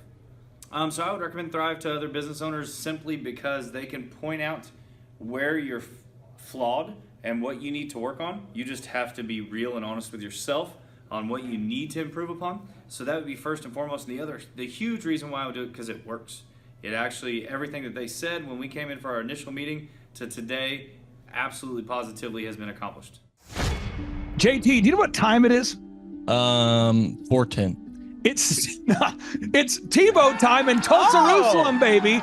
Tim Tebow is coming to Tulsa, Oklahoma during the month of Christmas, December 5th and 6th, 2024. Tim Tebow is coming to Tulsa, Oklahoma in the 2-day interactive Thrive Time Show Business Growth Workshop. Yes, folks, put it in your calendar this December, the month of Christmas, December 5th and 6th. Tim Tebow is coming to Tulsa, Oklahoma in the Thrive Time Show 2-day interactive business growth workshop. We've been doing business conferences here since 2005. I've been hosting business conferences since 2005. What year were you born? 1995. Dude, I've been hosting business conferences since you were 10 years old. And a lot of people, have followed Tim Tebow's football career on the field and off the field. And off the field, the guy's been just as successful as he has been on the field. Now, the big question is, JT, how does he do it? Well, they're going to have to come and find out because I don't know. Well, I'm just saying, Tim Tebow's going to teach us how he organizes his day, how he organizes his life, how he's proactive with his faith, his family, his finances. He's going to walk us through his mindset that he brings into the gym, into business. It is going to be a blasty blast in Tulsa, Jerusalem. Folks, I'm telling you, if you want to learn branding, you want to learn marketing, you want to learn search engine optimization, you want to learn social media marketing, that's what we teach at the Thrive Time Show 2-day interactive workshop. If you want to learn accounting, you want to learn sales systems, you want to learn how to build a linear workflow, you want to learn how to franchise your business, that is what we teach at the 2-day interactive Thrive Time Show business workshop. You know, over the years, we've had the opportunity to feature Michael Levine, the PR consultant of choice for Nike, for Prince, for Michael Jackson. We've had the top PR consultant in the history of the planet has spoken at the Thrive Time Show workshops. We've had Jill Donovan, the founder of RusticCuff.com, a company that creates apparel worn by celebrities all throughout the world. Jill Donovan, the founder of RusticCuff.com, has spoken at the 2-day interactive Thrive Time Show business workshops. We have had the man who's responsible for turning around Harley Davidson, a man by the name of Ken Schmidt. He has spoken at the Thrive Time Show 2-day interactive business workshops. Folks, I'm telling you, these events are going to teach you what you need to know to start and grow a successful business. And the way we price the events, the way we do these events, is you can pay $250 for a ticket or whatever price that you can afford. What? Yes! We've designed these events to be affordable for you, and we want to see you live and in person at the 2-day interactive December 5th and 6th Thrive Time Show Business Workshop. Everything that you need to succeed will be taught at the 2-day interactive Thrive Time Show Business Workshop, December 5th and 6th in Tulsa, Oklahoma. And the way we do these events is we teach for 30 minutes, and then we open it up for a question and answer session so that wonderful people like you can have your questions answered. Yes, we teach for 30 minutes, and then we open it up for a 15-minute question and answer session. It's interactive. It's 2 days. It's in Tulsa, Oklahoma. We've been doing these events since 2005, and I'm telling you, folks, it's going to blow your mind. Yes, ladies and gentlemen, the Thrive Time Show 2-day interactive business workshop is America's highest rated and most reviewed business workshop.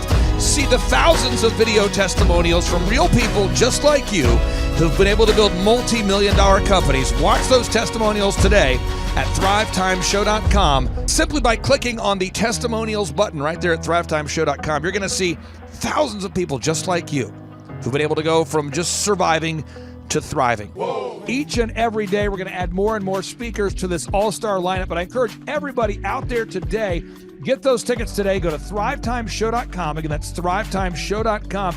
And some people might be saying, well, how do I do it? What do I do? How does it work? You just go to thrivetimeshow.com. Let's go there now. We're feeling the flow. We're going to thrivetimeshow.com. Again, you just go to thrivetimeshow.com. You click on the business conferences button, and you click on the request tickets button right there. The way I do our conferences is we tell people it's $250 to get a ticket. Yep. Or whatever price that you can afford. And the reason why I do that is I grew up without money. JT, you're in the process of building a super successful company. Did you start out with $1 million in the bank account?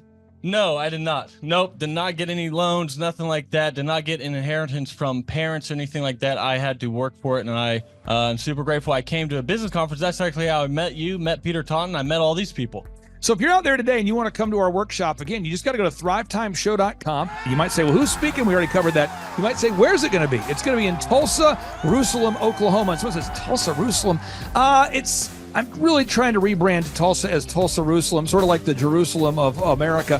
But if you type in Thrive Time Show and Jinx, you can get a sneak peek or a look at our office facility. This is what it looks like. This is where you're headed. It's going to be a blasty blast. You can look inside, see the facility. We're going to have hundreds of entrepreneurs here.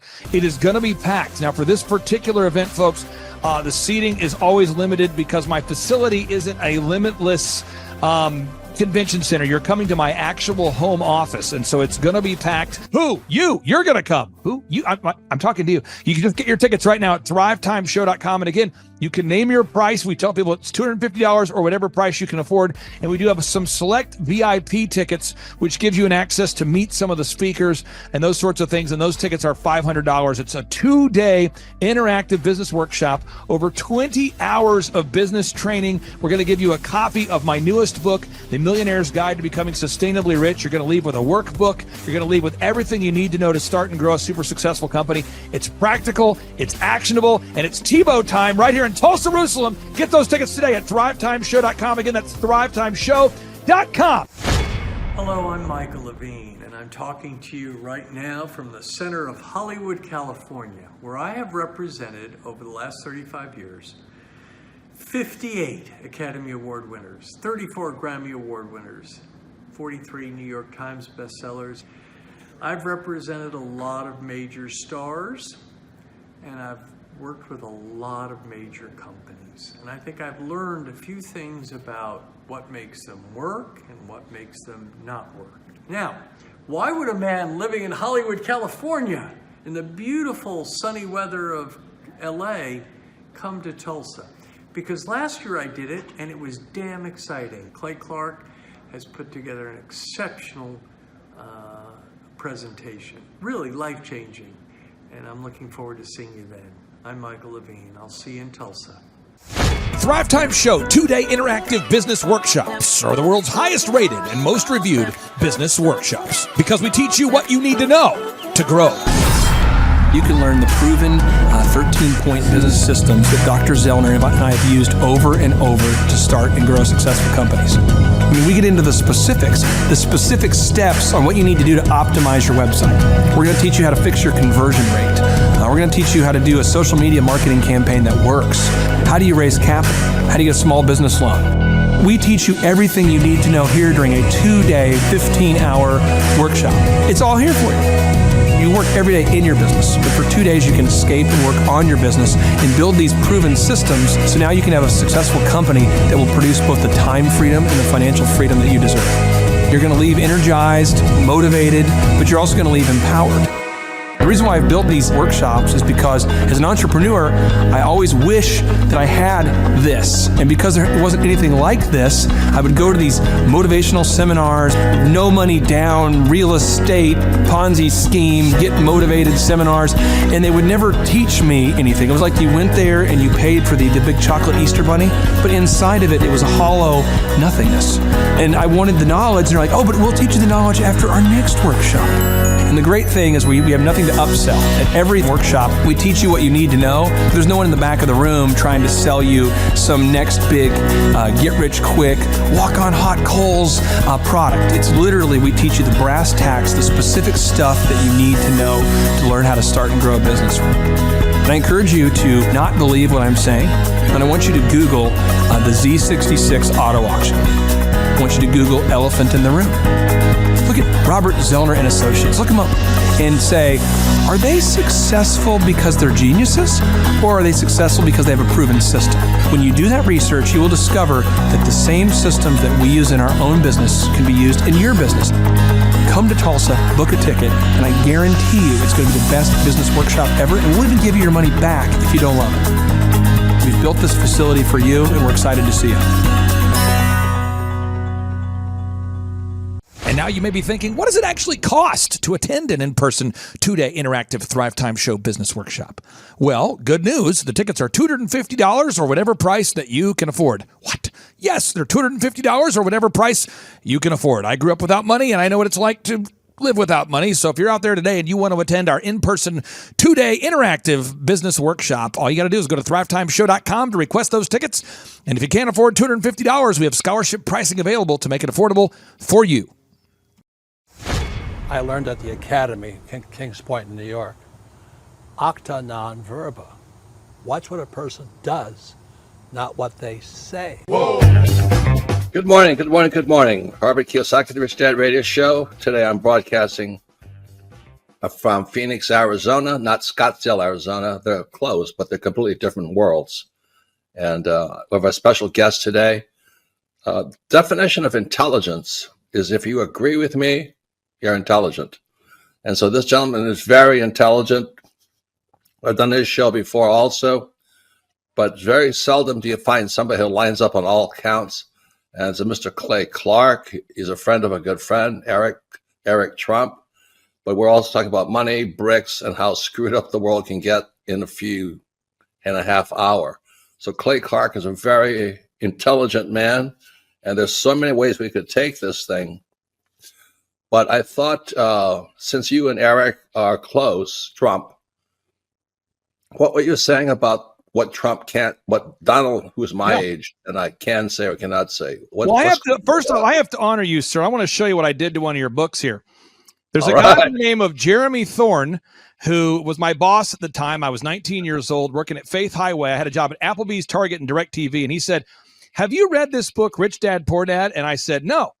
And my father, may he rest in peace, he didn't know these financial principles. So I started reading all of your books and really devouring your books. And I went from being an employee to self-employed, to the business owner, to the investor. And I owe a lot of that to you. And I just wanted to take a moment to tell you, thank you so much for allowing me to achieve success. And then I'll tell you all about Eric Trump. But I just want to tell you, thank you, sir, for changing my life. But not only that, Clay, thank you, but you become an influencer. More than anything else, you've evolved into an influencer where your word has more and more power. So that's why I congratulate you on becoming. Because as you know, there's a lot of fake influencers out there too, or bad influencers. Yeah. So anyway, I'm glad you and I agree so much, and thanks for reading my books. Yeah. That's the greatest thrill for me today. Not a thrill, but recognition is when people, young men especially, come up and say, "I read your book, changed my life. I'm doing this, I'm doing this, I'm doing this." I learned at the Academy, Kings Point in New York, acta non verba. Watch what a person does, not what they say. Whoa.